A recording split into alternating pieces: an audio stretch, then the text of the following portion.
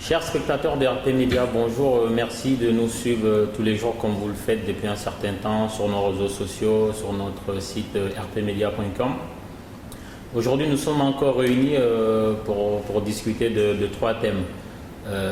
Les thèmes sont le premier, le rôle et la pertinence des ONG en Afrique. Est-ce un État dans un État? Le deuxième thème concerne le Niger. La levée de l'immunité parlementaire du président de l'Assemblée nationale est-elle justifiée par une affaire privée ou une cause politique? Et le troisième thème concerne la fièvre Ebola. Pourquoi la réponse a-t-elle tardé? Donc pour débattre aujourd'hui, nous avons les chroniqueurs habituels. Abdoulaye Ba qui n'est plus à présenter, Moussa Badje Doumbia, Erika Deschamps. Et nous avons deux illustres invités aujourd'hui, donc en la personne de Baba Konaré qui va se présenter lui-même tout à l'heure, et aussi Ali Soumaré qui va également se présenter. Donc sans plus tarder, on va laisser Ali Soumaré se présenter. Donc, Ali Soumaré, je suis conseiller régional d'Île-de-France, je suis secrétaire de section PS à Villiers-le-Bel dans le Val d'Oise. Donc, voilà, donc je fais de la politique depuis plus d'une dizaine d'années, précisément depuis le 21 avril 2002. Donc voilà. Baba Konaré, je suis chercheur, psychologue et également directeur de l'association Kissal qui s'occupe de la protection, de la promotion des droits humains pour les bergers en Afrique de l'Ouest. Et je m'intéresse plus particulièrement aux questions d'émotion et religion et également aux questions de paix et sécurité par rapport aux populations victimes. Nous allons attaquer notre premier thème, le rôle et la pertinence des ONG en Afrique. Est-ce un État dans un État? Qu'est-ce qu'une ONG? Avant de commencer, il faut l'expliquer. Le terme ONG est très large. Lorsqu'on évoque la coopération au développement, on parle plutôt d'ONG de coopération, donc ONGD. Il n'existe pas de définition légale internationale. La mention ONG n'est pas définie largement ou légalement au niveau international. Les pays ont des législations différentes à ce niveau-là. Donc, par contre, il y a des caractéristiques communes. Les organisations non gouvernementales ont un effet autonome et indépendant des gouvernements nationaux et supranationaux. Elle est issue de la société civile et ne poursuit pas de but lucratif. Donc, une ONG a un ancrage international car elle a la possibilité de se connecter à d'autres ONG partout dans le monde.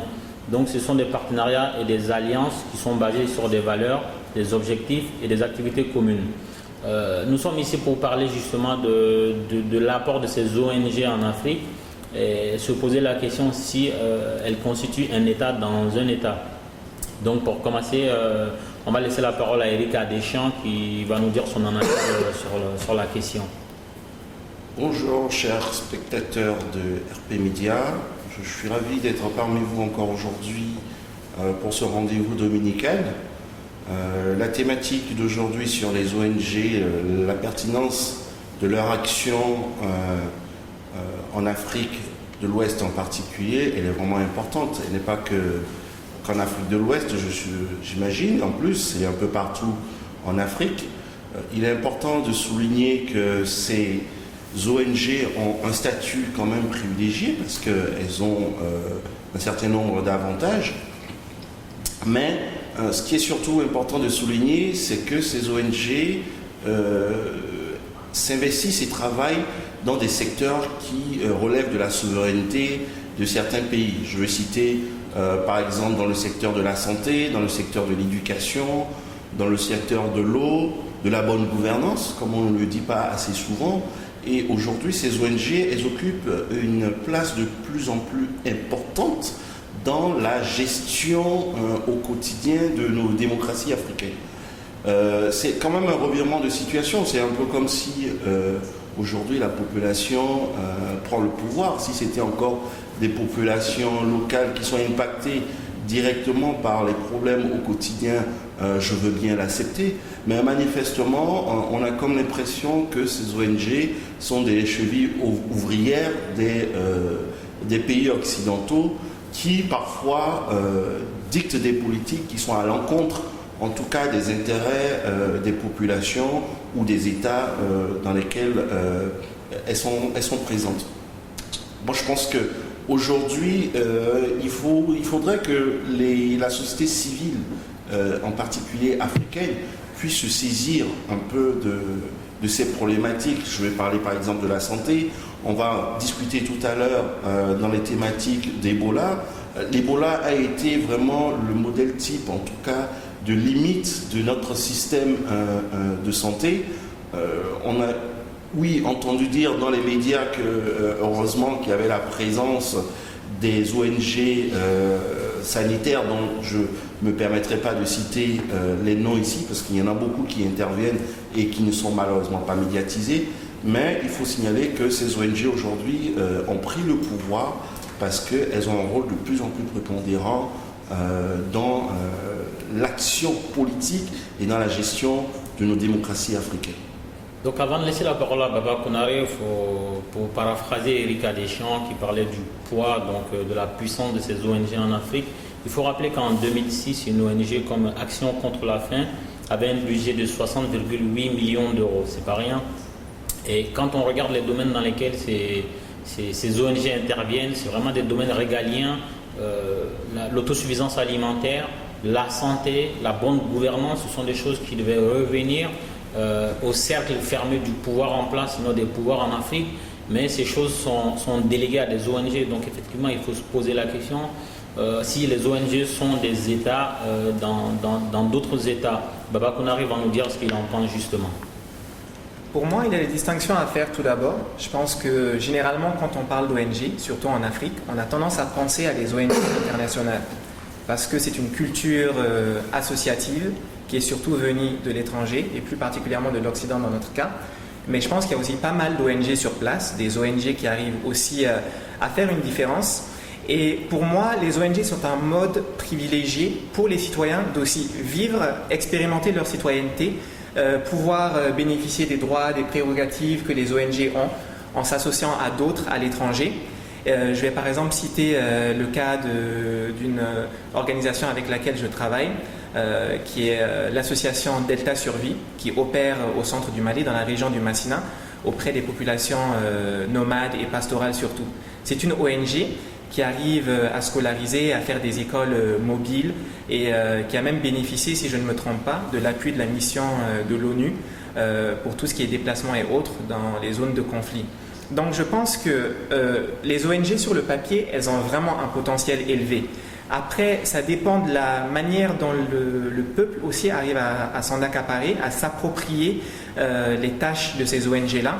Et je pense que du coup, ça va aussi avec l'éducation civique, ça va aussi avec la connaissance des personnes sur les possibilités qu'elles ont de faire une différence. On dit qu'on fait souvent une opposition entre État et peuple, mais à mon sens, le peuple fait partie de l'État. C'est le peuple qui collabore à la construction de l'État.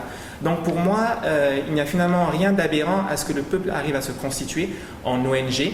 Après, effectivement, je pense qu'il y a un souci lorsqu'on aborde les choses seulement en termes d'ONG internationales qui viennent un peu mettre les pieds dans le plat et un peu tout déstabiliser. Et ça, je pense que c'est aussi au niveau des législations qu'on peut peut-être infléchir les donnes.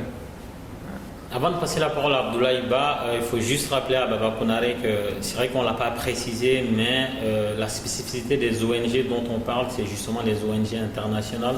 Parce que la plupart des contributions qu'il y a eu ici ce matin, en fait, c'est pour parler du poids qui reviennent à des ONG qui sont étrangères dans des pays. En fait, ce sont des missions régaliennes qui reviennent à ces ONG-là, d'où la question de savoir si c'est des États, parce qu'une ONG qui pèse en 2006 60 millions d'euros, ce n'est pas rien, et donc ils peuvent décider un peu ce qu'ils veulent dans ces domaines régaliens-là. Abdoulaye Ba, qu'est-ce que vous pensez de tout ça? Quand nos États ont commencé à appliquer le programme d'ajustement structurel du Fonds monétaire international et de la Banque mondiale, il y a beaucoup de secteurs dont l'État devrait s'occuper, qui ont été privatisés. Donc, au fait, au Mali précisément, je pense qu'à un moment donné, tout ce qui avait un certain niveau intellectuel, créer une ONG a été un tremplin pour pas mal de personnes, qui étaient soit des fonctionnaires de l'État et puis qui ont été poussés à la porte à travers le départ volontaire à la retraite. Donc, c'était un bon moyen de se reconvertir. Donc après, on a vu l'arrivée de grosses structures internationales se greffer aux structures localement qui s'étaient créées à l'époque. Donc, ce qui fait que les ONG sont substituées plus ou moins au rôle régalien de l'État. C'est ce que je peux dire concernant ce truc.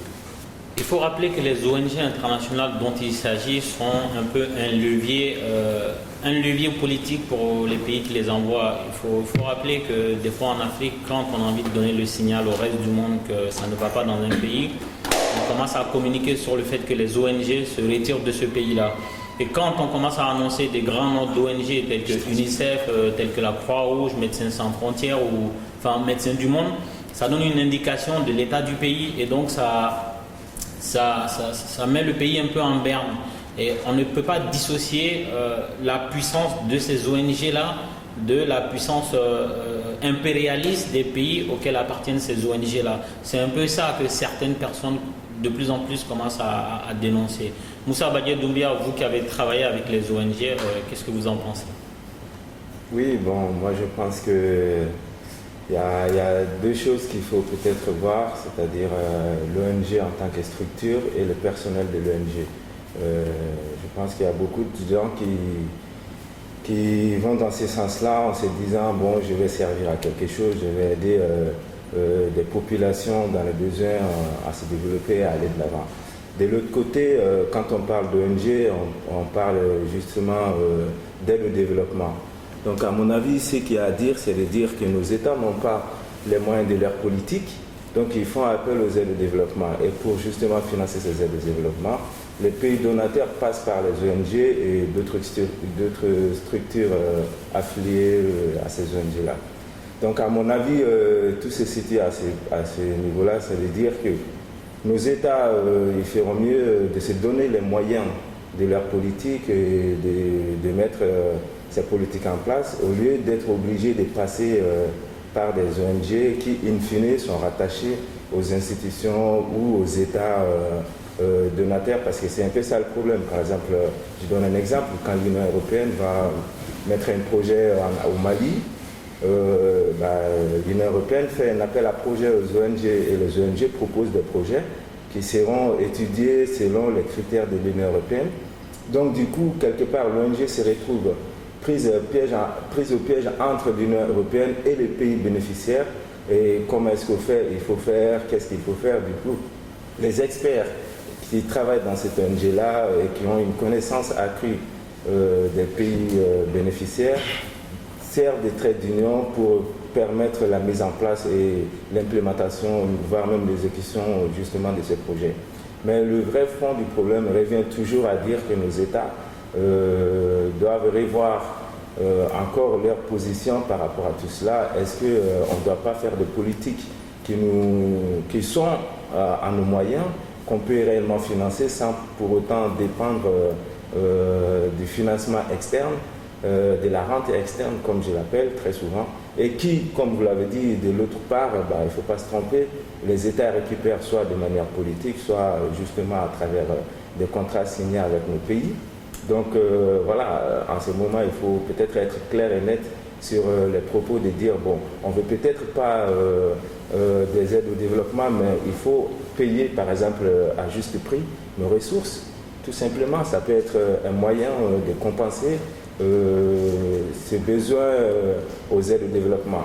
Donc à mon avis, la question doit revenir vraiment à nos États de se dire, bon, maintenant c'est bon, on arrête les aides au développement, on arrête de passer par les ONG. Et effectivement, les ONG, c'est un État dans un État.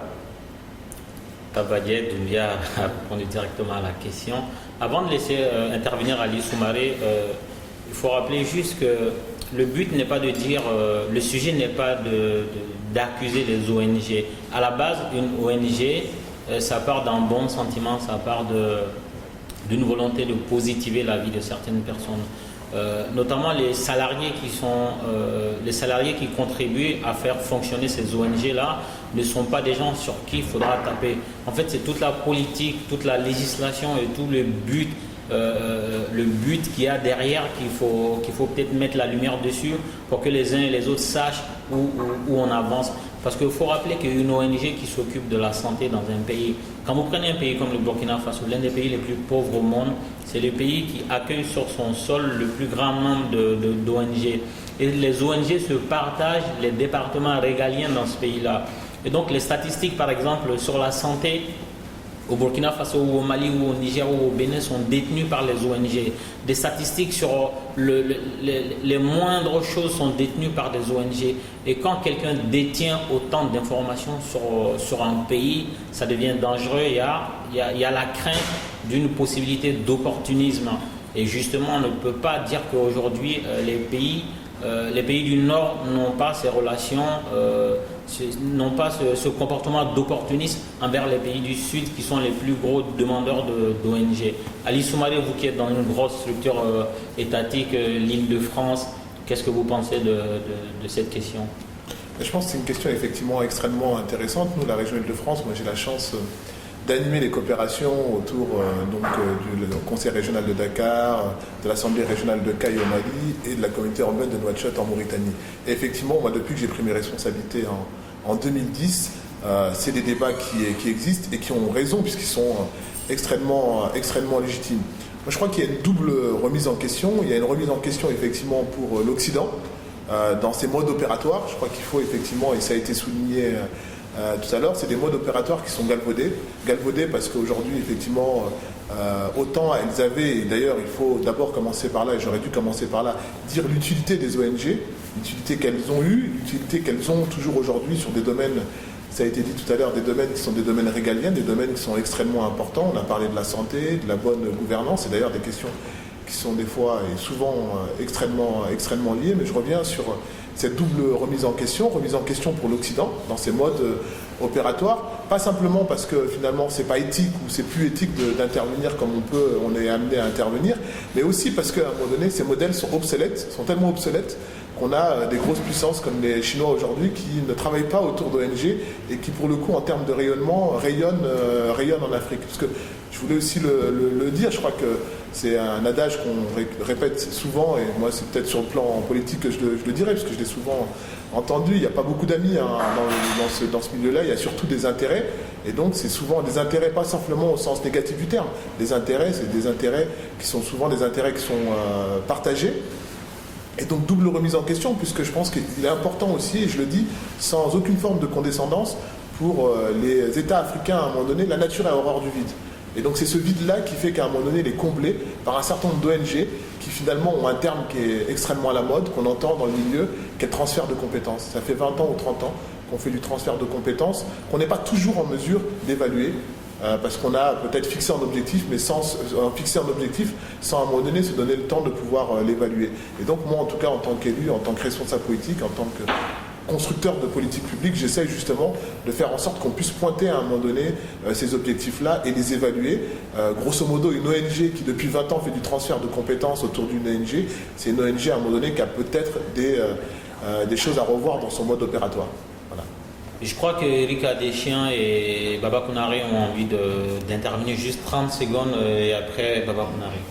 Je pense qu'il est important quand même que les États africains ils puissent définir une forme de charte ou de cadre institutionnel surtout, parce qu'aujourd'hui c'est un peu le no man's land, en tout cas dans le fonctionnement de ces ONG, parce qu'on a vu souvent des ONG qui sont allées même au-delà de l'objet social pour lequel ils doivent intervenir. Je pense qu'il y a une importance capitale à ce que les États, notamment là aussi bien les gouvernants, tous ceux qui ont la responsabilité politique de la gestion publique de nos États africains, qui se saisissent vraiment de cette opportunité de pouvoir créer un cadre institutionnel et légal de fonctionnement des ONG en Afrique. Et aussi, il faut dire que mon prédécesseur Ali Soumaré l'a souligné, il faut réfléchir à changer ce paradigme, en tout cas, parce qu'on sait qu'aujourd'hui, les ONG internationales, elles sont financées en partie par les États, un certain nombre de puissances occidentales. Pourquoi ne pas réallouer le budget de ces ONG directement aux populations à la base bénéficiaire? Parce qu'on sait souvent que plus de 50% des budgets qui sont alloués à ces ONG passent dans les frais de fonctionnement de ces ONG et n'arrivent jamais au niveau des populations bénéficiaires. Moi, je voulais plutôt parler d'un exemple, plutôt un cas, c'est celui du Rwanda. Le Rwanda est souvent décrit comme un enfant modèle pour tout ce qui est aide internationale, présence des ONG. C'est un pays où il y a énormément d'ONG, de très grands projets, des fondations comme la fondation Bill and Melinda Gates. Et le Rwanda a fait le choix d'être un État qui contrôle dans la vie des citoyens à presque tous les niveaux. C'est un pays assez petit. C'est un pays qui était traumatisé par le génocide et qui, à la sortie du génocide, a reçu énormément de contributions de la part de ses amis. Et je pense que dans un pays comme le Rwanda, par exemple, on n'a pas ces dérives-là des ONG qui se permettent d'intervenir dans tous les domaines qu'elles désirent. Il y a le board qui s'occupe du développement au Rwanda, qui est une espèce de structure étatique qui gère tous ces projets-là. Les choses sont très cadrées dans ce pays une fois de plus. Et je pense que, comme Ali le disait tout à l'heure, il y a aussi la question des intérêts des uns et des autres qu'il faut négocier, le profit que ces collaborations apportent aux uns et aux autres. Et il y a une donne qu'on occulte bien souvent. Je pense que c'est aussi la donne émotionnelle. On parle beaucoup de l'économie, des différentes manipulations et autres. Il ne faut pas oublier que le Rwanda, à la sortie du génocide, a reçu énormément d'aide justement à cause du sentiment de culpabilité. Il y a eu des études en sciences politiques, donc c'est pas que, disons, du langage de psychologue que j'emploie ici. Des études ont été menées qui ont montré que clairement, un pays comme les États-Unis a appuyé le Rwanda, a choisi d'investir au Rwanda à cause de la responsabilité qu'il pensait avoir dans ce qui s'est passé pour le génocide. Et donc voilà comment cet État a pu utiliser la situation dans laquelle il était face à l'international et imposer ses propres règles du jeu, surtout qu'il était dans une position de fragilité extrême. Donc je pense que c'est possible et que ça dépend vraiment du type d'État, du mode d'administration de l'État. Et c'est assez simple de dire ça, mais c'est une question de volonté politique finalement. Et j'en reviens à ce que je disais tout à l'heure, à savoir que lorsque les politiques sont bien définies et que les populations arrivent à s'approprier les projets, les ONG ne vont pas dans les no man's land justement. Très bien, donc pour conclure sur ce volet-là, il faut rappeler que Baba il était justement au Rwanda dans le cadre du projet Umuganda et aussi iHop Week, avec qui j'ai eu l'honneur de collaborer sur la partie communication. Et pour finir avec le Rwanda, c'est une exception. Baba il a souligné quelque chose. Les pays qui sont derrière les grosses ONG ont une culpabilité aujourd'hui vis-à-vis du Rwanda et c'est peu par rapport à ce que ce pays-là a vécu. Et donc donner des miettes à ce pays qui représente quelque chose de colossal parce que le Rwanda est un pays à taille réduite par rapport à un pays comme le Mali, par rapport au Niger ou autres pays. Donc ça peut s'expliquer. Et pour réellement finir, il faut rappeler aussi le comportement de certaines ONG, notamment au Tchad, où il y a eu l'histoire de l'archer de Noé ou Zoé, je ne sais plus exactement, où il y a eu des extraditions d'enfants qu'on a fait passer pour des enfants qu'on viendrait soigner. Et il se raconte beaucoup de choses autour de cette affaire-là. Il se raconte même qu'il y aurait une firme pharmaceutique détenue par le frère d'une grande personnalité connue en France que je ne citerai pas parce que je ne pourrais pas apporter les preuves ni faire face à la poursuite judiciaire qui va avec. Donc je m'arrête là par rapport à ce thème-là. Ce qui nous donne la possibilité de passer au second thème de la journée. La levée de l'immunité parlementaire du président de l'Assemblée nationale du Niger, Hama Amadou. Est-ce justifié par une affaire privée ou une cause politique? Donc avant de laisser la parole à chacun, il faut placer un peu les choses dans leur contexte. Donc il y a un gros scandale en Afrique de l'Ouest autour de bébés nigérians trafiqués. En fait, la réalité, c'est qu'il y aurait des enfants dont on attribue la naissance à des femmes qui ne les ont pas réellement mises au monde. Et il y a bon nombre de politiciens haut placés au Niger qui sont impliqués dans cette sordide affaire, dont le président de l'Assemblée nationale du Niger, Hama Amadou, et son épouse, et d'autres ministres et leurs épouses. Donc il y a plusieurs personnes qui ont été écrouées par la justice. Et la situation de Hama Amadou elle est un peu complexe, d'où le fait qu'on s'en est amené à se poser des questions par rapport à ça. C'est que Hama Amadou était du même bord politique que l'actuel président du Niger. Donc il était aussi membre du PNDS du Niger, donc le parti au pouvoir. Sauf qu'à un moment donné, il y a eu une refondation du parti que lui n'a pas apprécié, donc il est parti ailleurs et il a intégré ou créé un autre parti. Et depuis lors, il est devenu l'homme à abattre puisque c'est la personne qui a le plus de possibilités pour mettre en difficulté l'actuel président pour les élections à venir en 2016. Et donc certains disent que c'est une chasse à l'homme pour l'empêcher de se présenter contre l'actuel président avec des chances de gagner ou dans tous les cas des chances de mettre en ballottage défavorable l'actuel président. Et donc, étant donné qu'il est président de l'Assemblée nationale, donc forcément député, on ne peut pas, il n'est pas un citoyen comme tout le monde, il faut une levée de l'immunité parlementaire. Et donc, Ama Amadou s'entend venir cette levée d'immunité parlementaire qui le mettrait dans les mains de la justice, a pris la poudre d'escampette et donc sa présence a été confirmée au Burkina Faso. Il faut rappeler que le Burkina Faso accueille la plupart des gens qui auraient pu être défendus par feu maître Jacques Vergès, tellement ce qui leur est reproché est capital au point de la justice. Ali Soumaré, vous allez commencer, vous allez être le premier à nous dire ce que vous pensez de cette levée d'immunité parlementaire. Là, quand on ne connaît pas le fond, on peut malheureusement difficilement se prononcer là-dessus. Effectivement, en tant qu'observateur, on peut constater qu'il y a un lien qui est fait et qui peut se faire assez rapidement entre sa situation d'opposant et la situation judiciaire dans laquelle il est. Mais j'ai envie aussi de dire que tout simplement les citoyens lambda, ou en tout cas la plupart des citoyens, ce qu'ils critiquent, et à juste titre vis-à-vis du monde politique, c'est bien souvent ce deux poids deux mesures, ce monde dans lequel on serait, ou à un moment donné on ne serait pas amené à répondre de notre responsabilité. J'entends que le cadre est peut-être extrêmement compliqué et qu'on ne peut pas appliquer des modèles comme ça dans chaque pays, mais globalement, moi j'ai envie de m'en tenir à une philosophie qui est la mienne, c'est qu'à chaque fois que c'est possible, on doit pouvoir répondre de nos actes, qu'on ait tort ou qu'on ait raison. Je pense que c'est à la justice à un moment donné de pouvoir faire son travail et on ne doit rien faire pour pouvoir entraver ça. Et j'ai aussi envie de dire, en écoutant y compris l'introduction, souvent, parce que souvent dans le fantasme collectif, on explique finalement en Afrique c'est extrêmement compliqué de rendre la justice. Je rappelle quand même que c'est quand même en Afrique aujourd'hui, on le voit qu'on peut inquiéter, en tout cas que les gens sont inquiétés et que ça peut se faire. Donc ça c'est important de le souligner parce que bien souvent le fantasme il consisterait à dire finalement les gens ne sont pas inquiétés, ils ne sont pas poursuivis par la justice, donc ils ont été poursuivis par la justice. Après est-ce que la justice est instrumentalisée ou pas? Par définition j'ai tendance à penser que normalement la justice est indépendante, mais encore une fois voilà, je me garde et je mets des précautions oratoires en disant que je ne connais pas le fond de l'affaire et que il faudrait connaître le fond de l'affaire pour savoir si à un moment donné il y a instrumentalisation ou pas. Moussa Baguedoumia, notre étudiant géopoliticien qui a une vision sur tout, qui sait tout en règle générale, qu'est-ce que vous pensez de cette affaire-là? Est-ce qu'il y a anguille sous roche ou tout se passe bien?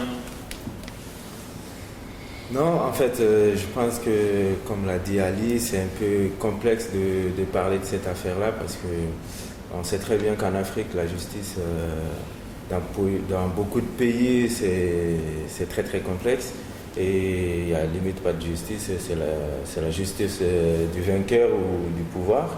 Donc du coup, c'est très compliqué et très complexe de dire que oui, effectivement, Ama est responsable de quelque chose, donc il doit être entendu, son immunité devrait être levée et tout. Oui, peut-être son immunité devrait être levée et qu'il devrait répondre devant la justice, mais la question qui se pose, est-ce qu'il y aura une vraie justice? Est-ce que ça ne serait pas manipulé? Est-ce qu'il n'y a pas une manipulation politique derrière? Mais de toute évidence, il faut bien que cette histoire soit tirée au clair, que tout le monde voie bien, qu'on comprenne le rôle qu'ont joué les uns et les autres et que chacun réponde vraiment de ses actes. Et puis, l'autre chose aussi, je pense qu'il faut peut-être que l'Union africaine vraiment se saisisse de l'affaire parce que voilà, on est arrivé à un point où ce n'est même plus une question de politique entre les personnes, mais c'est une question des enfants trafiqués. C'est, à mon avis, ça touche toute l'Afrique et pour plus de justice et que les choses se passent bien, pour qu'il n'y ait pas de manipulation d'une part et l'impunité de l'autre, il faudrait peut-être une instance africaine qui pourrait trancher cette affaire-là. À mon avis, ça serait pas mal. Je veux juste rappeler à Moussa Badia Doumbia qu'il n'y a pas qu'en Afrique où la justice n'est pas ce qu'elle aurait dû être. Je ne connais pas un pays au monde où la justice, où tout le monde est justiciable. Nous sommes en France, il faut rappeler qu'il y a une ville très riche, pas loin, dans le 92, à Neuilly précisément, où il y a certaines personnes qui ont beaucoup de problèmes avec la justice, mais qui continuent d'aller en vacances, de se montrer devant les photographes. Ils passent devant des prisons, mais il ne se passe rien. Donc il n'y a pas qu'en Afrique, partout il y a un pouvoir, à un moment donné, le but d'avoir du pouvoir, le pouvoir n'a de bénéfice que lorsqu'on peut en faire un abus. Donc vous remarquerez que la plupart des gens que la justice ne peut pas toucher sont très proches du pouvoir. Erika Deschamps, est-ce que vous pensez que Ama Amadou aurait dû rester au PNDS ou il a bien fait de partir, et qu'est-ce que vous pensez de tout ça? Écoutez, moi je pense que les faits qui sont reprochés sont extrêmement graves. Parce que là on parle du trafic d'enfants qui, en tout cas dans beaucoup de pays de la sous-région, relève un peu du pénal, il faut dire les choses, puisqu'on touche quand même à des êtres qui ne peuvent pas se défendre. Mais moi, ce qui m'a frappé, en tout cas, dans cette histoire-là, c'est qu'il faut le rappeler, et c'est important que les spectateurs le comprennent, c'est quand même une affaire qui touche 4 pays. Le Nigeria, le Bénin, le Burkina Faso et le Niger. Mais on sent que la pression juridique et médiatique touche véritablement le Niger. Il faut le souligner quand même aux spectateurs qui nous regardent que la femme du président de l'Assemblée nationale, Ama Amadou, elle est déjà en prison. Il y a des ministres, un ministre très proche du président qui est aussi aujourd'hui en prison dans le cadre de cette affaire.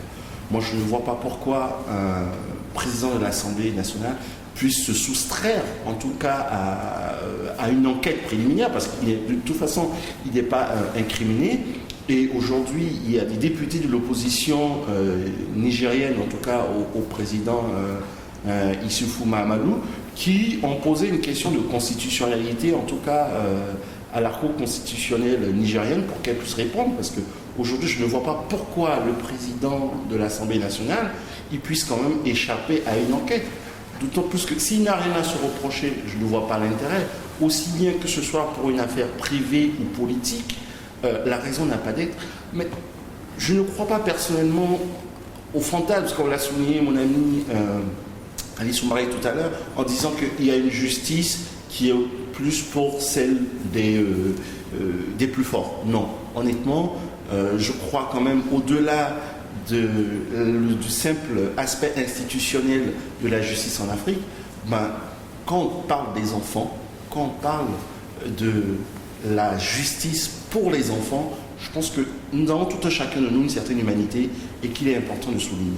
Moi, je suis vraiment choqué, en tout cas, de la fuite du président de l'Assemblée nationale nigérienne pour le fait qu'il soit parti comme ça sans pour autant répondre. Je pense que s'il n'a vraiment rien à se reprocher ou s'il a vraiment quelque chose à se reprocher, que la justice joue son rôle de manière légitime. Si l'immunité doit être levée, qu'elle soit levée, ce n'est pas pour autant qu'il ne pourrait pas être candidat et affronter en tout cas le président actuel nigérien lors des prochaines échéances. Avant de passer la parole à Baba Konaré, j'aimerais revenir sur un point. En fait, le fait que le président de l'Assemblée nationale du Niger se rende au Burkina Faso pour se réfugier, est-ce que ça met fin aux poursuites à l'encontre du président de l'Assemblée nationale? Est-ce qu'il n'y a pas de coopération judiciaire entre les États africains? Est-ce que n'importe qui peut faire ce qu'il veut? Ça n'a rien à voir avec sa culpabilité. La question que l'on peut se poser, est-ce que le simple fait de se déplacer dans un pays voisin met fin à des poursuites judiciaires, ne donne pas suite à une levée d'immunité parlementaire pour que la justice puisse faire son métier? Cette question mérite d'être posée. Baba Konaré, vous qui avez voyagé dans beaucoup de pays, comment vous voyez cette présence du président de l'Assemblée nationale du Niger au Burkina et la suite des affaires? Si vous le permettez, je vais me concentrer dans un premier temps sur ce que le Niger fait.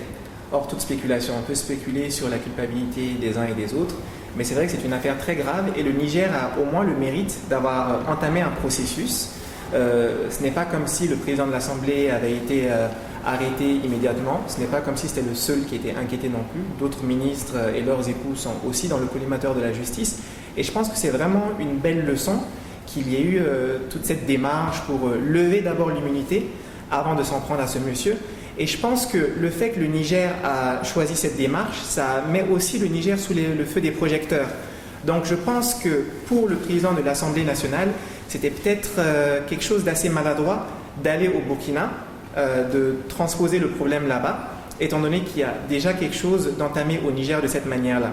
Et pour en revenir à la responsabilité du Burkina dans tout ça, je pense qu'au Burkina, tant que le problème n'a pas été soulevé par la justice, quant à cette affaire de bébé, étant donné que ça touche le Burkina aussi, je vois difficilement le Burkina faire de l'ingérence dans les affaires intérieures du Niger. Je pense que une personne a cherché refuge au Nigeria, bon, il l'abrite, c'est une chose, et lorsque l'enquête sera ouverte au Burkina, à ce moment-là, si le monsieur est concerné, peut-être pourront-ils à ce moment-là l'interpeller. Mais de toute façon, la procédure continue au Niger, et je pense qu'avec cette fuite, il y a une nouvelle incrimination qui est désormais possible contre le président de l'Assemblée nationale, et je pense que ça coince les choses dans l'enquête, mais en même temps, c'est vraiment salutaire que le pays continue, quoi qu'il en soit, et que d'autres personnes, depuis son départ, aient pu être mises face à leurs responsabilités. Abdoulaye Ba, qu'est-ce que vous en pensez? Je pense que tout d'abord, la démarche de l'État nigérien est salutaire parce que je pense que le Niger est le premier pays au monde où on met en prison un ministre d'État en pleine fonction.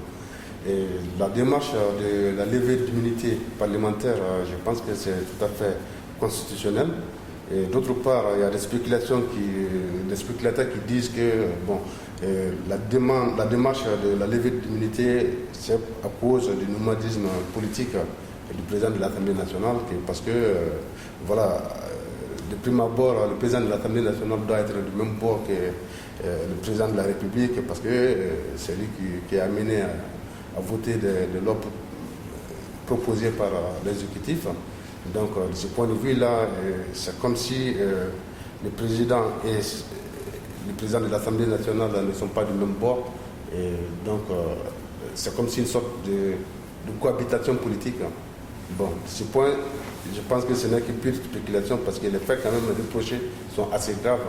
Et comme le disait, mais sa présence au Burkina Faso, je pense que le Burkina est quand même connu pour abriter tous ceux qui fuient, tous ceux qui ont des problèmes dans leur pays en Afrique.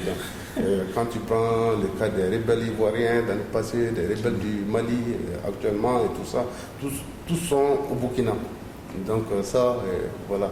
Tant que Blaise sera au pouvoir au Burkina, ce sera le refuge de tous les bandits du monde et de l'Afrique de l'Ouest. Très bien, donc pour conclure sur ce thème-là, on va laisser la justice, comme on le dit dans tous les pays, mais une chose est sûre, c'est que le Niger vient de créer un précédent. C'est vrai que de mémoire d'une personne comme moi, aussi lointaine dans le passé que je puisse commenter, et j'ai pas souvenir, à part dans des situations de coup d'État où effectivement on met tout le monde en prison, on ne calcule pas. Je ne me rappelle pas avoir vu des hommes de pouvoir aller directement en prison sans passer par la case procès et autres. Je crois qu'Éric voulait dire deux choses. Juste 30 secondes, pas plus, sinon il y a une tirelire. Je voulais ajouter que c'est vrai que la question de coopération en matière judiciaire n'existe pas dans nos pays africains. Et c'est vraiment un peu dommage. Ça veut dire quoi? Ça veut dire qu'aujourd'hui, je veux vous rafraîchir rapidement la mémoire avec le procès, je ne sais même pas s'il va se tenir un jour, de l'ancien président tchadien Hissène Habré, où aujourd'hui on ne sait même pas où est-ce qu'on va le juger, pour fermer assez rapidement la parenthèse. Qu'est-ce que je veux dire par là? Je veux dire qu'il n'y a pas d'accord entre nos différents États, entre de coopération en matière judiciaire pour l'extradition d'une personne, en tout cas, qui est recherchée dans l'intérêt de la justice. Et d'autre part, je dis, la justice peut jouer son rôle même si le président de l'Assemblée prend la fuite.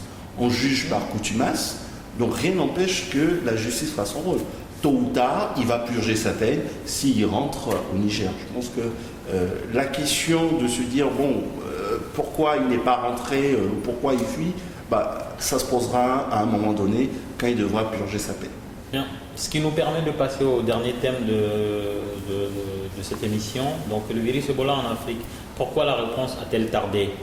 Il faut rappeler qu'il n'y a pas de vaccin avant fin 2014, c'est ce qui ressort de tous les rassemblements des spécialistes dans le domaine.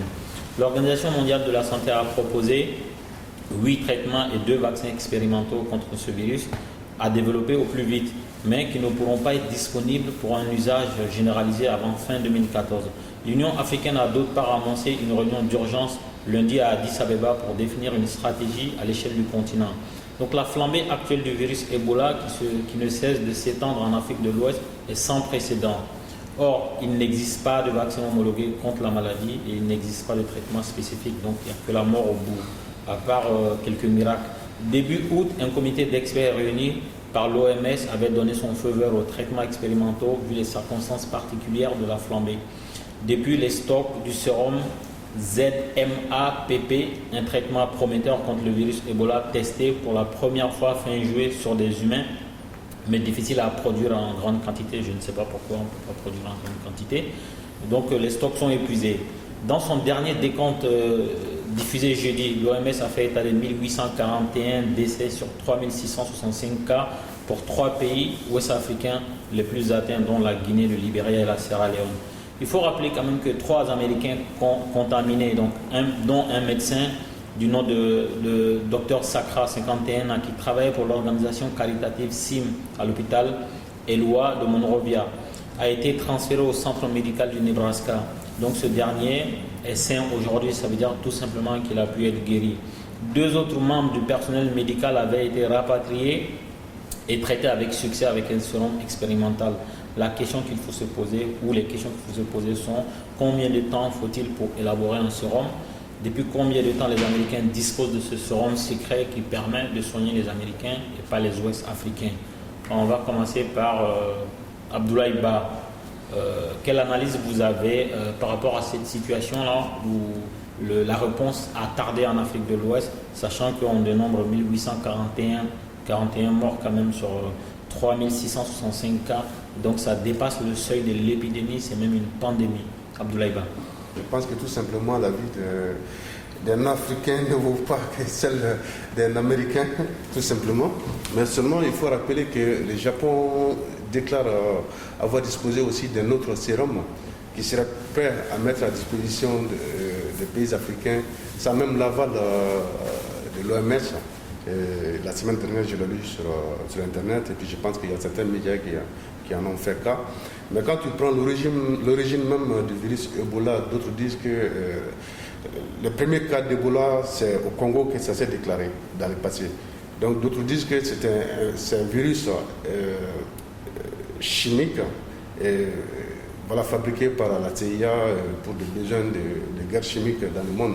Je pense que cela ne m'a pas étonné aussi qu'il existait un sérum expérimental aux États-Unis contre le même virus. Mais seulement, je peux dire que ce n'était qu'un rumeur peut-être, qui est peut-être vérifié aussi, quand on dit que c'est un virus qui a été expérimenté par la CIA au Congo, sur des singes et tout ça, quoi. Donc, qu'il y aurait un singe qui a contaminé les humains, et puis voilà, d'où l'origine du virus. Et c'est tout ce que je peux dire pour l'instant. Kounaré, vous, le docteur en psychologie clinique, c'est bien ça, hein? Quelle est votre approche de ce sujet du virus Ebola qui fait un ravage en Afrique de l'Ouest, où des moyens existent mais la réponse tarde? Puisque je suis interpellé en tant que personne travaillant dans le monde de la santé, même si c'est dans la santé mentale, je dois d'abord préciser que dans le cadre de l'Ebola, on parle pour l'instant d'une endémie. C'est-à-dire que même si c'est une maladie très grave, une maladie très impressionnante qui a tué beaucoup de gens, fait énormément de dégâts sociaux, c'est une maladie qui pour l'instant est localisée dans certains pays. C'est-à-dire des pays où l'Ebola a émergé, où les conditions climatiques, les conditions sociales aussi ont permis que ça se développe. Après, deuxièmement, je ne suis pas vraiment partisan des théories de la conspiration, etc. Mais une chose en tout cas dont je peux parler par rapport à ces questions de vaccins et autres, c'est que c'est aussi une responsabilité de donner des vaccins dans des pays dont on n'est pas souverain. C'est une responsabilité de la part des Américains ou des Japonais ou d'autres pays de dire, voilà, on va aller en Afrique, on va proposer des vaccins, on va proposer des sérums. Et une fois que ces choses sont proposées, si le lendemain 50% des personnes meurent, si même 20% des personnes meurent et qu'on trouve qu'il y a une espèce de responsabilité du sérum, à quoi ça ressemble ? Ça ressemble finalement à une population étrangère, à une population d'Africains, à une population de, voilà, même certains diront une population de nègres qui aura été tuée comme ça. Et il faudra rendre compte. Et en plus, il faut aussi préciser que pour la question du sérum, si je ne me trompe pas, l'un des Occidentaux qui a reçu le sérum n'a pas survécu. Donc il n'y a pas une garantie absolue. Je pense qu'effectivement, il faut faire du lobbying de masse pour que les laboratoires pharmaceutiques s'y mettent. Et finalement, c'est tout ce qu'on peut faire. La meilleure des choses, c'est de vraiment faire les campagnes de prévention, continuer la pression sur les laboratoires et sur les pays qui peuvent appuyer la recherche. Mais une fois de plus, il faut être très très prudent. Et puis enfin, concernant la question de l'apparition de l'Ebola, il y a une chose qui me chagrine vraiment, c'est le temps qu'il a fallu avant de décréter qu'il y avait un vrai problème d'Ebola en Guinée. Quand Ebola a commencé à apparaître dans les médias pendant le printemps, au mois d'avril, au mois de mai, cela faisait déjà 5 mois que des morts avaient été déplorés en Guinée forestière. Bon, sans pour autant pointer directement les autorités guinéennes et dire que bon, il y a du communautarisme et autres, il faut quand même dire que la région de Guinée forestière, qui est l'une des 4 régions naturelles administratives de la Guinée, est une région qui est souvent marginalisée, est une région dont les populations sont souvent elles aussi marginalisées, une région où l'État a quand même pas mal joué sur les divisions aussi. Donc je trouve qu'on ne peut pas totalement parler de ce problème d'Ebola en Guinée sans parler du fait qu'il y a une frange de la population qui, parce qu'elle est moins audible, a été laissée pour compte avant qu'il y ait vraiment un intérêt massif pour le virus de l'Ebola. C'est lorsque Ebola a commencé à arriver en Haute-Guinée et en Moyenne-Guinée, où il y a des zones de peuplement plus massives et culturellement, disons, plus sous le feu des projecteurs, qu'on a commencé vraiment à faire un problème national. Ce que Baba dit est très intéressant quand il dit que c'est une décision souveraine que d'appliquer un sérum ou un vaccin dans un pays autre que le pays qui le produit. Mais j'ai envie de rappeler que les pays détenteurs de sérum et de vaccins aujourd'hui n'ont pas demandé l'aval des pays du Sud dans lesquels ils ont exporté de force la démocratie.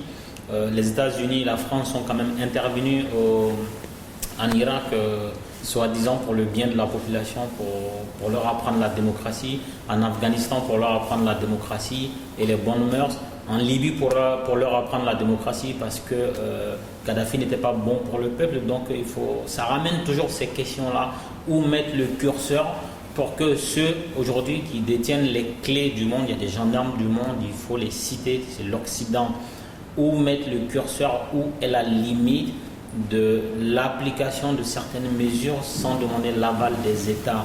Là, on parle de santé, on parle de mort. L'intervention, il y a eu des interventions dans le passé où on n'a pas attendu les États, où on est venu un beau jour avec des avions, on a bombardé, on a fait ce qu'il faut. Donc c'est peut-être vrai, enfin, c'est forcément vrai ce que vous dites. Sur le plan de la médecine, effectivement, comme on l'a rappelé dans le premier thème, c'est un domaine régalien. On ne doit pas pouvoir intervenir dans un pays sans l'aval du pays, mais sauf qu'on est déjà intervenu pour d'autres choses plus futiles qui n'engageaient pas directement la vie des populations, qui officiellement, dont on veut le bien. Donc ça ramène toujours la question pourquoi la réponse a-t-elle tardé, Erika Deschamps? Bon, je pense que c'est révélateur quand même de beaucoup de problématiques sur notre continent. Je ne veux pas dire que le continent africain c'est le pays de tous les maux. Non, mais c'est surtout qu'il y a un problème au niveau de la sonnette d'alarme qui a été tirée, parce que je me rappelle quand l'épidémie a commencé en Guinée, l'État guinéen n'a pas sollicité très tôt, n'a pas tiré la sonnette d'alarme pour avoir ne serait-ce que les experts qui étaient, en tout cas, qui connaissaient la maladie, qui étaient intervenus République démocratique du Congo à l'époque, afin de pouvoir contenir un tant soit peu la propagation du virus. Mais ça montre aussi la difficulté que nous avons à pouvoir mener des politiques prospectives et surtout préventives en matière de santé. Aujourd'hui, nous parlons d'Ebola, mais il y a des maladies comme le choléra qui tuent énormément. Malheureusement, c'est passé aux oubliettes dès lors qu'il y a un certain nombre de populations qui en meurent. Après, c'est fini, on n'en parle plus. On ne pense pas à prévenir, malheureusement, les maladies dans nos pays. Et comme le disait tout à l'heure mon prédécesseur Ali, c'est vrai que quand il y a du vide, les ONG s'engouffrent dans ce vide-là en matière de prévention sanitaire. Je sais que, par exemple, pour rester toujours dans le cadre d'Ebola, aujourd'hui, dans beaucoup de pays touchés, c'est Médecins sans frontières qui aujourd'hui jouent un rôle assez important, en tout cas dans le traitement des populations qui sont touchées par ce virus Ebola. Nous avons une certaine responsabilité en tant que membre de la diaspora et aussi en tant qu'acteur dans nos différents pays. Quand je parle d'acteurs associatifs et membres de la société civile, c'est surtout travailler dans le cadre de nos politiques de décentralisation ou dans le cadre de nos missions extérieures, jouer sur ce levier-là pour surtout informer les populations. Il y a de véritables problèmes en matière de santé, en matière d'hygiène tout court, où on attend aussi beaucoup de l'État. Malheureusement, l'État ne joue pas son rôle. C'est-à-dire que ce rôle d'alerte aujourd'hui aurait pu être actionné beaucoup plus tôt par la Guinée. Malheureusement, les autres pays n'ont pas été touchés au début. Ils ne se sont pas plus inquiétés que ça en apportant leur contribution quand même à la Guinée pour pouvoir trouver des solutions idoines ensemble. Ben, manifestement, ils ont subi plutôt qu'anticiper la problématique, parce qu'avec les mouvements de population, on a vu avec le cas du Sénégal où malgré la fermeture des frontières, il y a quand même un Guinéen qui était infecté, qui s'est retrouvé au Sénégal juste après. Donc ça montre véritablement les problématiques qui se passent dans nos pays où le rôle vraiment d'anticipation, de prévention, de sensibilisation, on doit jouer vraiment ce rôle-là en amont pour éviter justement que la maladie ne se propage davantage. Il y a un chiffre d'à peu près 20 000 cas qui est évoqué par rapport à la maladie. On n'en est pas là. Le seuil de 3 000 aujourd'hui est atteint. On souhaite que ça s'arrête à un moment donné. Moussa Badiat Doumbia, qu'est-ce que vous pensez de cette histoire de virus d'Ebola avec sa réponse qui tarde à arriver? Contrairement à ce que pense mon ami Elijah, je ne connais pas tout en tout, mais en fait, moi, loin des questions de légitimité, de légalité ou autre, il y a certaines questions que je me pose, c'est de savoir comment un tel virus qui avait disparu pendant une trentaine d'années a réapparu tout d'un coup. Comme ça, on ne sait pas comment c'est arrivé, comment ça s'est passé. Personnellement, je n'ai rien compris. Et je me pose toujours cette question. Par ailleurs, c'est de dire, bon voilà, la réponse ça tarde, comment ça se fait? Je ne pense pas qu'en Occident, on ait attendu 6 mois pour essayer de trouver une solution tout de suite quand on a eu affaire à la vache folle ou quand on a eu affaire à la grippe aviaire. Je pense que les réponses ont été beaucoup plus rapides et par moments plus efficaces. Donc, moi, je pose une certaine question liée justement à la volonté et à l'envie de trouver une solution ou de trouver des remèdes à cette maladie-là, parce que, comme on l'a dit, hein, il y a maintenant près de 2000 personnes qui ont perdu la vie, et malheureusement, ça reste que des Africains. Et on nous parle des stocks qui auraient été épuisés. Moi, je me demande comment ça se fait qu'un laboratoire qui met en place un sérum contre une maladie puisse écouler tous les stocks qu'il avait. Et puis, au bout d'un moment, je pense qu'il faut arrêter. de jouer sur les mots, sur justement le temps aussi, et puis de faire face à la situation. Il est temps que les pays africains, encore une fois, bon, je m'attaque très souvent aux pays africains, mais je pense que ça passe par là. Pour se faire respecter par les autres, il faut se respecter soi-même. Il est temps qu'on prenne les taureaux par les cornes et puis qu'on fasse des choses comme il se doit et puis qu'on essaie de trouver une solution définitive à ce problème-là. Donc, Ali Soumaré, quelle est votre analyse de cette situation-là, du virus d'Ebola et la réponse qui a tardé à tomber?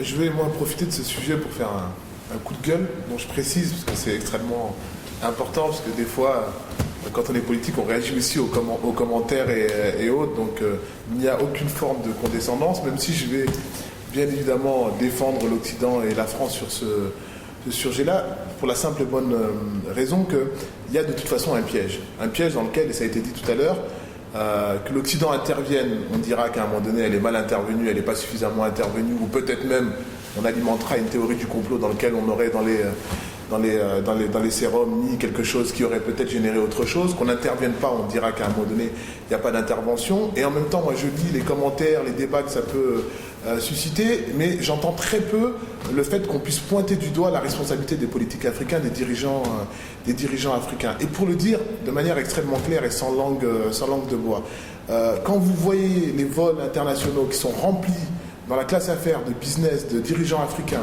quand vous voyez les fonds aujourd'hui qui sont déversés, qui sont investis, notamment dans la pierre aujourd'hui, par des dirigeants africains, quand vous voyez la responsabilité qui pourrait être la leur à un moment donné, face à un moment donné au fait de trouver des solutions. J'ai entendu tout à l'heure comment ça se fait que l'Occident n'a pas trouvé la solution. Mais en même temps, est-ce que c'est à l'Occident de trouver systématiquement la solution pour l'Afrique? Je crois que, pour dire tout simplement, pour reprendre l'adage de mon grand-père, là je ferais sourire certains, pour avoir pitié de quelqu'un, encore faut-il que la personne ait pitié d'elle-même. Et moi j'ai pas le sentiment dans cette affaire, et vraiment je le dis sans renvoyer que les dirigeants africains aujourd'hui ont pitié de leur peuple. Donc vraiment je le dis, oui on peut entendre tous les débats et ils ont lieu d'être et ils sont légitimes. Mais moi j'ai aussi envie d'entendre la responsabilité des dirigeants africains, le fait à un moment donné qu'ils prennent le taureau par les cordes, et j'ai pas le sentiment, vraiment je le dis, autant sur certains points, sur les ONG, je pense que l'Occident, on a joué un rôle pas très clair et qu'on continue à jouer un rôle pas clair, y compris dans nos modes d'intervention, autant sur les questions de santé, à un moment donné, qu'est-ce qu'on fait à un moment donné, qu'est-ce qu'on a fait à un moment donné, qu'est-ce que les dirigeants africains font à un moment donné. On parlait des ONG, mais il y a plein d'ONG aujourd'hui qui interviennent, y compris à travers Médecins sans frontières, à travers un certain nombre d'organisations qui déjà essaient de mettre les moyens pour trouver des solutions et pour éradiquer cette maladie. Mais voilà. La question que je pose, elle est vraiment ouverte, mais en même temps, j'ai mon point de vue là-dessus. Quid de la responsabilité des dirigeants africains, qui sont les premiers responsables et qui doivent pouvoir agir sur leur territoire. Merci Ali pour cette intervention. Sans répondre à Ali ou à qui que ce soit, parce que le but, c'est pas ça. Le but, c'est qu'il y ait différents profils ici et que chacun donne son analyse. Le but, c'est pas de se tirailler ni d'avoir raison. Le but, c'est d'installer le cadre du débat, qui est plusieurs opinions. Mais pour revenir un peu sur ce que la plupart des gens ont dit ici, il y a en fait, l'Occident aujourd'hui est le gendarme du monde. On pourrait parler d'irresponsables des États africains au lieu de parler de responsables d'États africains. C'est vrai que ce sont des gens qui ne peuvent pas prendre la moindre décision dans leur propre pays. Et là, on parle d'un problème de santé. On devrait pouvoir mettre à côté le business et parler d'êtres humains. Mais Aboulaye Ba l'a dit dans un précédent sujet, est-ce que la vie d'un Africain vaut celle d'un Américain? Moi, j'y crois pas. Et donc, le fait est que l'Occident est le gendarme du monde, l'Occident doit agir. La question n'est pas si elle aurait agi, il n'y a personne d'autre qui peut agir en fait face à ce problème-là aujourd'hui. Il n'y a aucun État africain. Aujourd'hui, le Nigeria, par exemple, se cherche. Ils ne peuvent même pas faire face au virus Ebola. Pourtant, c'est l'une des premières puissances en Afrique. Ils sont frappés de plein fouet par des problèmes de partout. Ils ne peuvent pas faire face. Et les seules personnes qui ont le remède à ces choses-là ou un début de tentative d'embryon de remède, c'est l'Occident, qui est en même temps le gendarme du monde. Qui est en même temps le gendarme du monde, qui est en même temps le parrain du monde, le banquier du monde, la police du monde, le président du monde. C'est à eux d'agir. Et ensuite, on peut aussi se poser la question de la responsabilité des États africains. comme je l'ai dit, on pourrait tous être d'accord ici qu'on a plus d'irresponsables que de responsables. Ali parlait tout à l'heure du remplissage des avions. Quand vous voyez la quantité la quantité, ils vont au-delà. L'irresponsabilité va au-delà des pays dans lesquels les gens ont faim, les pays dans lesquels l'armée n'a même pas de gilet pare-balles, l'armée n'a même pas de casque. Le président de la République s'offre un avion, un jet privé. On l'a vu au Mali, on l'a vu au Niger. Et donc, on ne se cache même plus. Il y a une façon de faire décomplexée pour prouver que nous sommes vraiment des irresponsables. Donc, on est d'accord sur ça. On est d'accord sur le fait qu'il y a des irresponsables en Afrique. Mais le gendarme du monde, c'est l'Occident. Et donc, quelque part, l'Occident est un gendarme irresponsable. Voilà. Et pour parler encore de la responsabilité des pays africains, on a eu un très beau reportage sur l'hôpital Gabriel Touré, qui est l'un des hôpitaux les plus connus au Mali et l'un des plus grands au Mali, qui est un centre universitaire d'ailleurs. Donc nos gladiateurs en costard, dont Fatoumata Soukona qui est derrière la caméra aujourd'hui, Mariam Sissoko qui n'est pas là et Sadio Niakate qui est notre représentant à Bamako, ont fait un beau travail à l'hôpital Gabriel Touré, où on a eu la chance de parler au directeur général adjoint de cet hôpital-là. De ce qu'il nous a dit, en fait, il n'y a rien qui va. Lui, il ne le cache pas. Lui, il est venu, ça fait 1 an et quelques mois. Sa volonté, c'est de changer les choses. Et donc, il fait un diagnostic très clair, très proche de la réalité, de la situation. Il a laissé libre cours, il a donné carte blanche à la caméra des gladiateurs en costard pour voir l'hôpital. Et on est juste amené à se poser la question, si jamais le virus Ebola frappe à Bamako, il n'y a rien pour le stopper. On n'a rien. C'est un hôpital où il y a du manque de gants, il y a du manque de compresses. Comment vous voulez mettre un malade du virus Ebola en quarantaine s'il n'y a pas le minimum vital? Donc les responsabilités sont situées, mais la plus grande responsabilité viendrait, à mon avis, à l'Occident qui a les clés. On n'est plus en face de la question, qu'est-ce qu'il faut faire, qui est responsable? Il y a un responsable, il est connu, il faut qu'il agisse. Je vois qu'Ali Soumaré veut intervenir. Baba, tout le monde ne va pas intervenir là. Qu'est-ce qu'il y a, le virus Ebola, ça vous fait peur? Donc Baba, 30 secondes et après on passe à Ali et ensuite à Erika Deschamps. Je vais être très bref et laconique. Moi, c'est juste pour poser 2 questions qui peuvent provoquer des débats par la suite, mais je pense que ce sont des questions très pertinentes.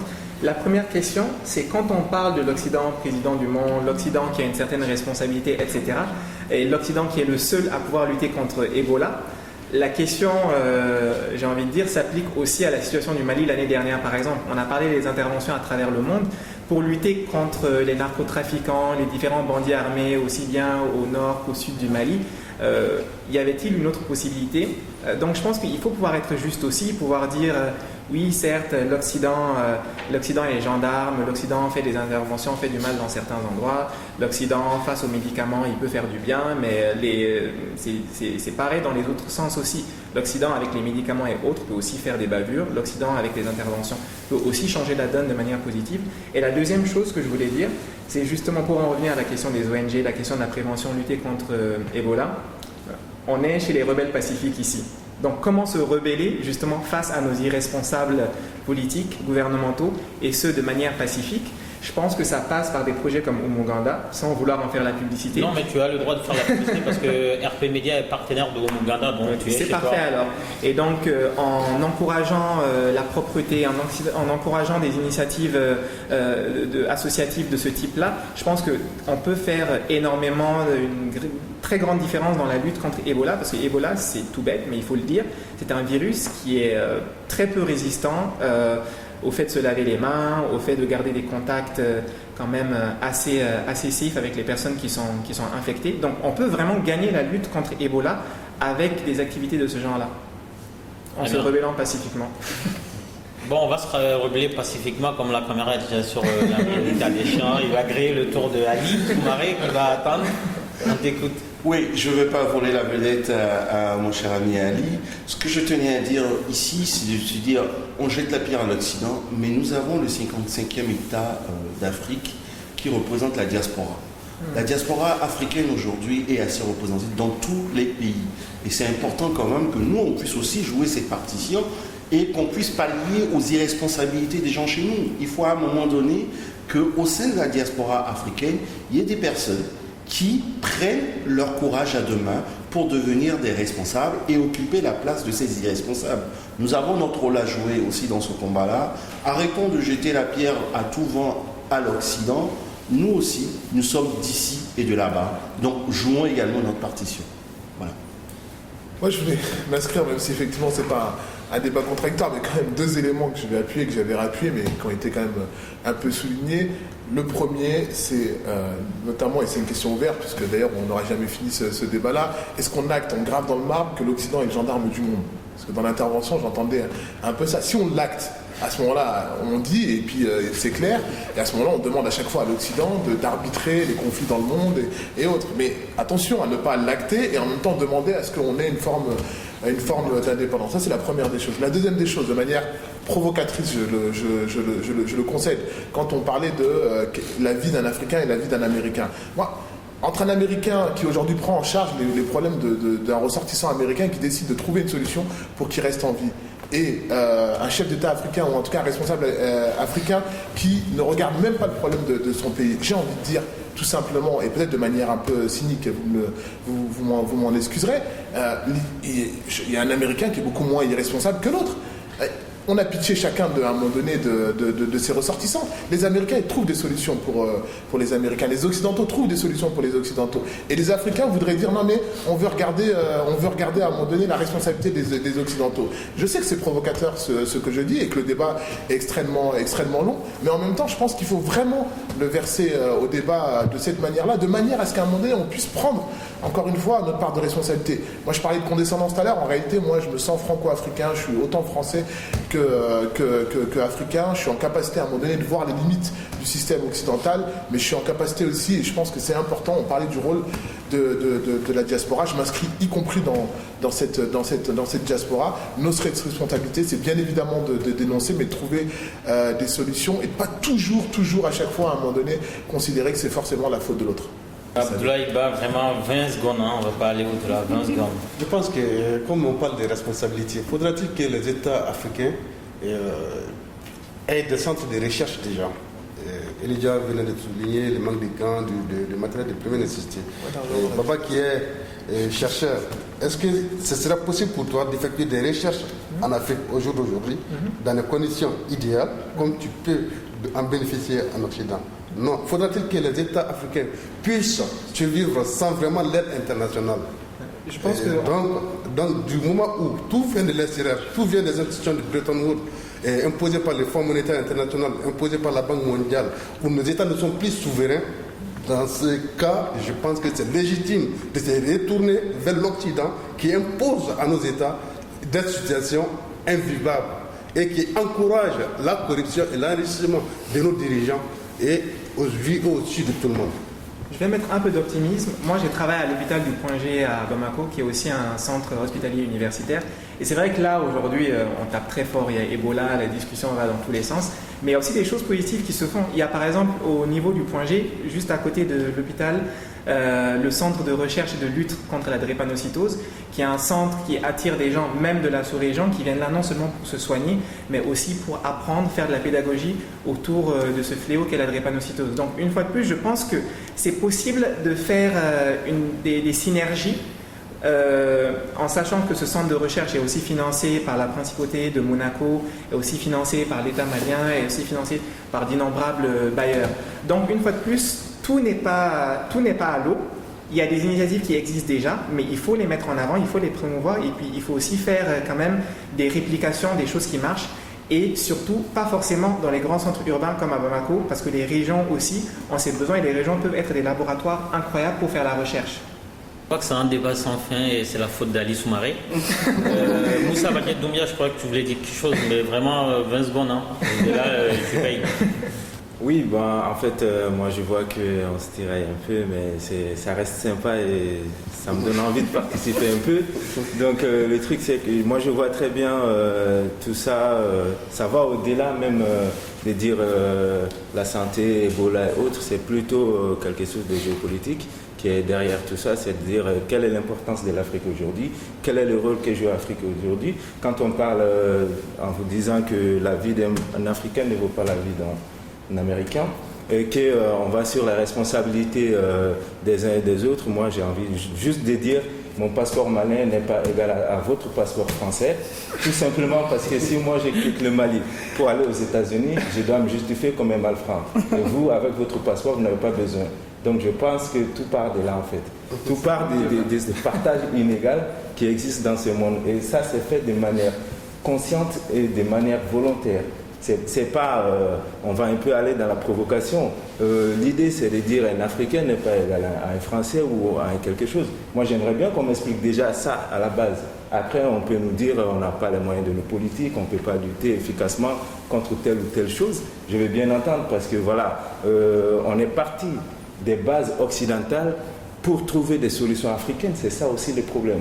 Là où je vous rejoins par rapport à la responsabilité des dirigeants africains, c'est sur ces points-là. Si on veut trouver une solution africaine, partons des bases africaines. Je ne dis pas qu'il ne faut pas utiliser la nouvelle technologie ou autre, mais je dis tout simplement qu'on doit réfléchir africain selon nos moyens, selon nos besoins africains, et en ce moment-là, trouver des solutions adaptées à nos problèmes africains.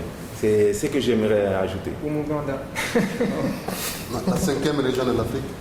Très bien, débat très intéressant. On voit que les gens se sont impliqués, ils ont vraiment apporté des analyses qui peuvent être discutables entre nous, mais comme encore une fois de plus, le but c'est pas nous de nous chamailler ici, le but c'est de donner nos analyses et ensuite nos spectateurs vont se faire une idée. Et donc, si Ali doit se faire taper demain à cause de sa provocation, ce ne serait pas par nous, ce serait par les spectateurs.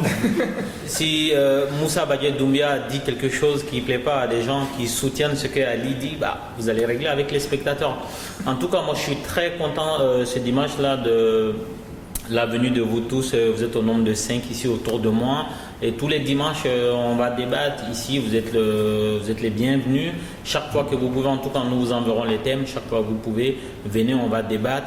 Donc le débat tire à sa fin. Je tiens à remercier donc, mes 5 chroniqueurs, Ali Soumaré, qui nous a fait l'honneur d'être présent. Moussa Badje Doumbia, notre étudiant en géopolitique, qui sait beaucoup de choses, hein, contrairement à ce qu'il dit. Eric Adéchian, notre conseiller financier et entrepreneur.